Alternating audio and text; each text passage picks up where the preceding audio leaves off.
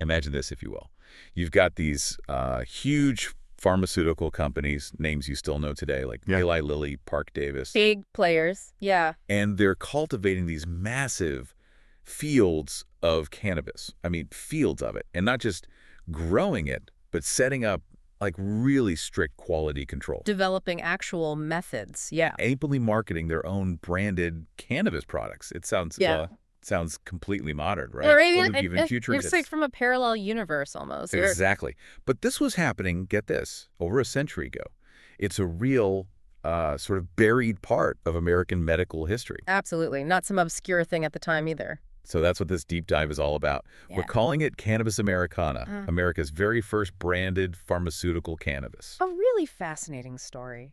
It is. And, largely forgotten today. So we're going to unpack how this high-quality pharma-grade cannabis even came to be. How it was used, too. Right. Explore its really widespread acceptance, how common it was, and then get into the story of why it eventually just poof disappeared. And it's important to say up front, this isn't just like a fun historical factoid, though it is interesting. Oh, definitely. But it's more than that. This story, it really challenges a lot of what we think we know about cannabis in America today. How so? Well, it basically reveals the roots, the very beginnings, of modern medical cannabis practices. It shows the pharmaceutical industry, maybe surprisingly to some, acting as pioneers. Pioneers in developing and distributing cannabis as like legitimate medicine. Precisely. It really forces you to rethink the whole timeline, the whole narrative around cannabis's role in American medicine and society. Okay, so let's unpack that. Let's set the scene. We're talking late 1890s. Right around the turn of the century. And these two giants, Parke-Davis from Detroit, Eli Lilly from Indianapolis, they formed this alliance, which, I mean, thinking about it now, seems pretty unlikely, right? It does seem unusual by today's competitive standards, yeah. But they had a shared problem, a big one. A problem they needed to solve for the medical community. Yes. It all came down to the cannabis they were getting from overseas. The imported stuff. Yeah. Cannabis indicas. Mostly from India, I gather. That's the one. And the core issue was, well, it was completely inconsistent. Meaning the potency was all over the place. Exactly. Wildly variable from batch to batch. And you can imagine, for a doctor trying to prescribe this, it's a nightmare. How do you dose reliably? How do you ensure safety if you don't know how strong the medicine actually is? it was a fundamental problem, a huge barrier to using cannabis effectively and, integrating it properly into mainstream medical practice. So that inconsistency was the driver. It really was. And what stands out almost immediately is how these companies reacted. They went straight for total control. Control over the whole process. Yes. Parke-Davis specifically was very clear. They wanted control, quote, from planting to final marketing. Wow. Okay, so this wasn't just about, like, repackaging some existing folk remedy. Not at all. This was about creating a domestic supply, something stable, reliable, that met their pharmaceutical standards. For medical use. Consistent efficacy. They knew quality control was absolutely key if this was going to be accepted widely by doctors. You couldn't build trust without it. And their solution, the big answer to this problem, was Cannabis Americana. That's it. American grown, developed to meet pharmaceutical standards, born from this quite unique collaboration. And Eli Lilly's farm in Greenfield, Indiana. That became the hub. Ground zero, essentially, the heart of the whole breeding and cultivation effort for this domestic supply. It really launched a new phase for, well, botanical pharmaceuticals in the U.S. Let's try and picture the scale of this, because it sounds pretty significant. We're not talking a few plants in a greenhouse, are we? Oh, definitely not. Think big. Eli Lilly had these extensive experimental fields out in Greenfield. Experimental fields, plural. Yes. And Parke-Davis wasn't small scale either. They had their own botanical gardens, plus the Parkedale farm up in Michigan. So major agricultural operations. Serious, large-scale agricultural and scientific undertakings. Honestly, probably rivaling quite a few modern cannabis cultivation setups. Okay, now here's the part that really jumped out at me from the research. These fields, they weren't just growing cannabis, were they? No, and this is where it gets, let's say, particularly interesting from a historical perspective. You'd walk through these fields managed by Eli Lilly and Parke-Davis. And you'd see rows of cannabis, sure. But right alongside them, coca plants. The source of cocaine. And opium poppies. Wow. Okay. Cannabis, coca, and opium poppies. All being cultivated together, large scale, by mainstream pharmaceutical companies. Makes it arguably America's first documented large-scale cannabis cultivation operation, run by the biggest names in the business at the time. It just completely flips the usual narrative, doesn't it? The idea that these plants were always seen as, illicit or underground. It certainly challenges that simple narrative, yes. Shows a very different relationship early on. So from these meticulously managed farms, what was the main product? The flagship was something called the fluid extract of Cannabis Americana. Fluid extract. How did they make that? It was made by percolating the dried female flower tops. Percolation is basically a slow filtering process using a solvent, in this case, 80% alcohol. Okay, so that extracts the active compounds. Right. It creates a concentrated liquid, easy for doctors to measure out a dose. They also made a solid extract, too. Which would have different uses, I suppose. Maybe easier for pills or something? Could be, yeah. Offering options for different preparations, different patient needs. They were thinking like a modern pharma company. And they weren't shy about what it did, were they? I saw mentions of warnings on the bottles. No, not at all. They were quite transparent, actually. The labels clearly stated it was a powerful sedative and narcotic. So, no beating around the bush. Nope. It reflected the medical understanding then, and also the caution needed. This was viewed as potent medicine, serious stuff, not just some gentle herbal supplement. Which brings up a really interesting question. If THC hadn't been isolated yet, the main psychoactive component, Not for decades, no. then how did they manage consistency? How did Parke-Davis and Eli Lilly ensure that one bottle of this powerful sedative was roughly the same strength as the next, especially without modern chemical analysis? That's where things get really ingenious, I think. This is where the Parke-Davis scientists, in particular, showed some real innovation. Around 1908, they pioneered a method they called physiological standardization. Physiological standardization. Okay, what does that mean? How did it work? It was groundbreaking for the time. It involved bioassays, specifically dog bioassays. They tested it on dogs. Essentially, yes. They would administer a dose from each new batch of cannabis extract to dogs and carefully observe and measure the physiological effects. Like heart rate, sedation levels, that sort of thing. Exactly. And they'd compare those effects very precisely to the effects produced by a standard reference batch of extract they kept. So if the new batch made the dogs react in the same way, to the same degree as the reference batch, Then it passed. It was considered standardized and ready for medical use. It sounds maybe a bit crude now, but back then it was revolutionary for a botanical medicine. wow, that is clever. It's a way to measure effect without knowing the exact chemical causing it. Precisely. And the importance of this can't really be overstated. It gave doctors, for the first time with cannabis, a reliable way to dose their patients consistently. A level of precision that just wasn't there before with plant-based medicines. Absolutely. Decades before anyone knew about THC or CBD or any of the cannabinoids we talk about now, it just shows how committed they were to making this a usable, predictable pharmaceutical. Really makes you think how far ahead they were in a way, with quality control for natural products. It does raise that question, doesn't it? How much of modern practice has echoes back then? So they've got this standardized product, tested using this physiological method. It's ready for the pharmacy shelf. How was it actually commercialized? Was it expensive? How was it packaged? It definitely wasn't cheap pocket change. A Parke-Davis price list from 1910 puts Cannabis Americana at $1.65 per pound. Which, for 1910, would have been a pretty penny. A significant price, yes. It reflected the effort, the standardization, and its perceived medical value. And the packaging was very professional. Like in bottles.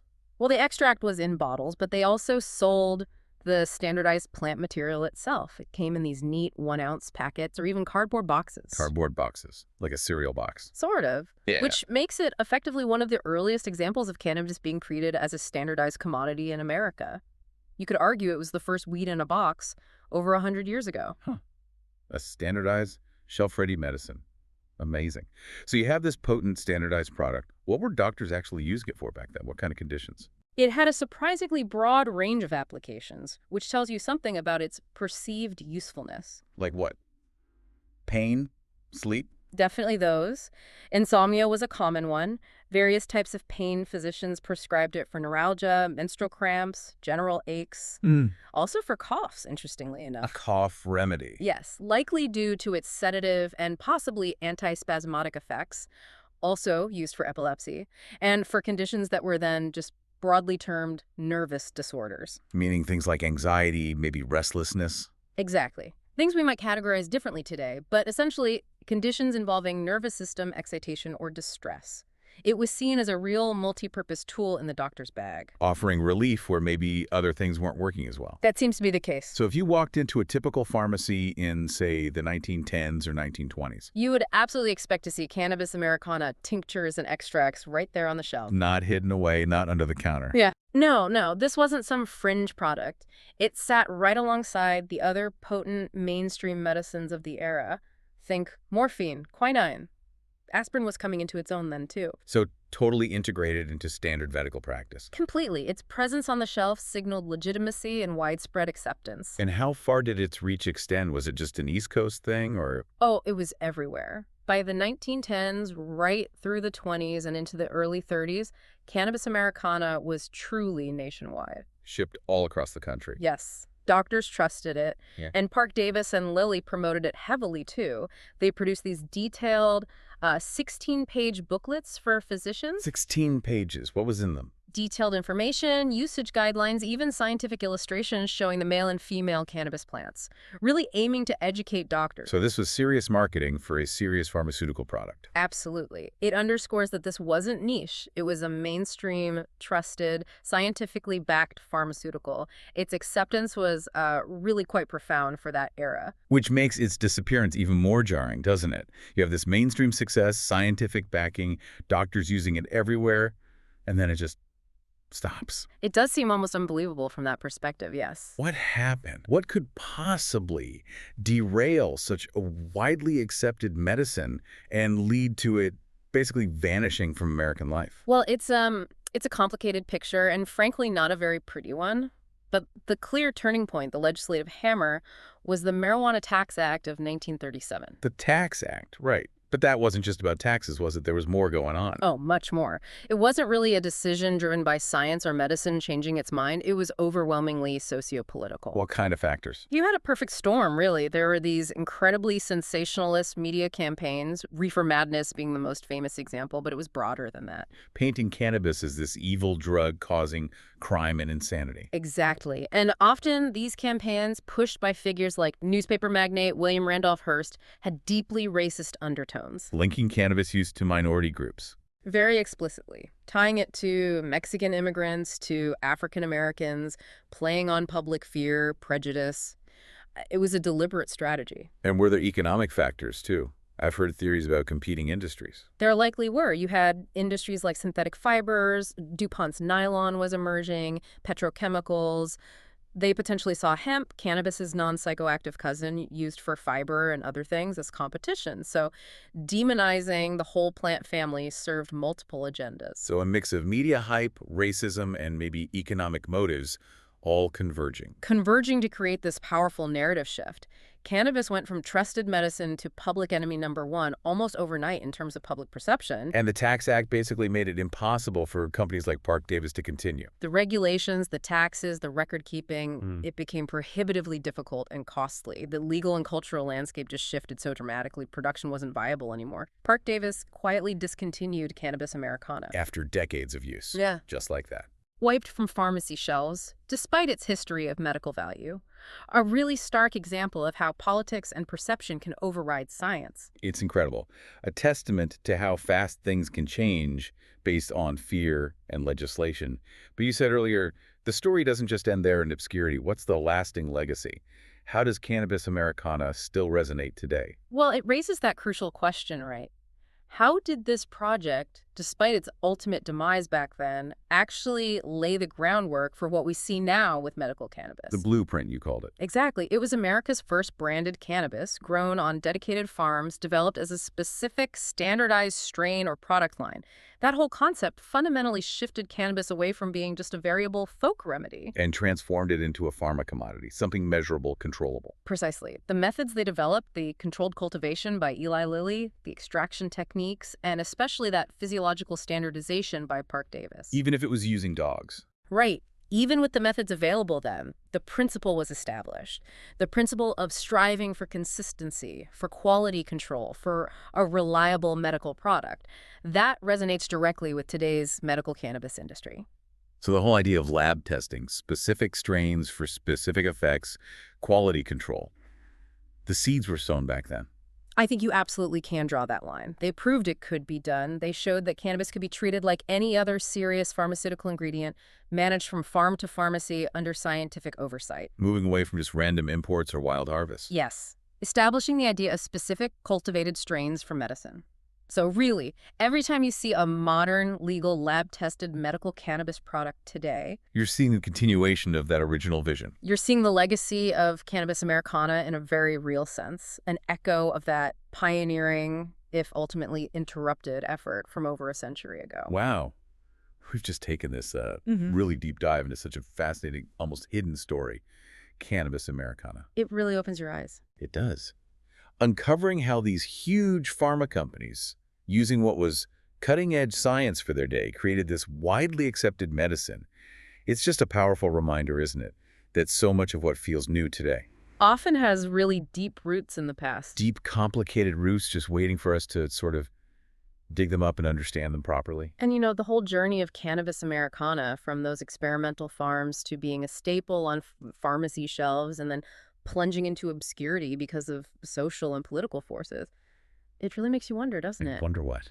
Well, what other forgotten medical innovations might be out there, buried under layers of history or bias, or maybe just shifts in thinking? What past solutions, perhaps dismissed for reasons that weren't purely scientific, might actually hold keys for us today? Things waiting to be rediscovered, reevaluated with modern science. Exactly. What old knowledge could offer new perspectives on the health challenges we face right now? It's something to think about.